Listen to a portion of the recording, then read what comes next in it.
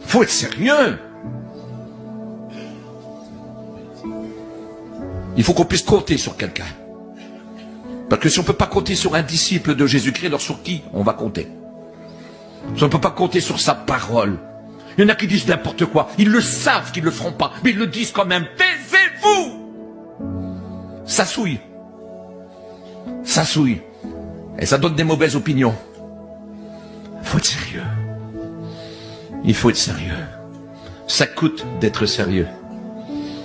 Parce que de ne pas être sérieux, ça évite souvent des petits problèmes. Et quand on n'est pas sérieux, c'est qu'on cherche à faire ce qui nous plaît, ce qui nous intéresse, ce qui nous avantage. Mais celui qui est sérieux cherche l'avantage de son Seigneur. Cherche l'intérêt de son maître. Sérieux, sois sérieux. Écoute, arrête. Sois sérieux. Arrête de faire les choses à 50%, à 30%. Sois sérieux. Tu es engagé dans un combat. Tu es engagé pour ton maître. Jusqu'au bout, sois sérieux. Si quelqu'un veut être mon disciple et qui ne renonce pas à lui-même,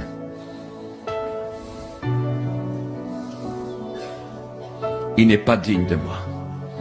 Mais si quelqu'un veut être mon disciple alors qu'il se charge de sa croix, qu'il renonce à lui-même, qu'il se charge de sa croix et qu'il me suive. C'est-à-dire notre sérieux à nous, je l'ai dit hier matin, notre sérieux à nous, c'est de porter la croix, mais de la montrer partout. Et de la montrer surtout quand le Seigneur veut que nous la montrons. Et devant n'importe qui. Hein. Un jour, un homme de Dieu lui a posé cette question. Ce n'est pas moi. Je ne sais pas si j'étais né seulement. On lui a dit cette question et puis ça restait célèbre. On lui a dit, tu es un bon chrétien? Il a répondu, demande-le à ma femme.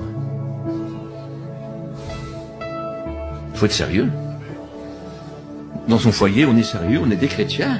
On ne peut pas faire les choses à moitié. Il y eut un homme dans la parole de Dieu, il s'appelle Saul de Tarse. Il était sérieux, Saul de Tarse. Il était sérieux même dans l'erreur. Parce que dans l'erreur, que vous voulez, que vous ne voulez pas, il était serviteur de Dieu. Il aimait Dieu, selon la loi. Pour lui, Jésus de Nazareth était un usurpateur. Il le croyait véritablement.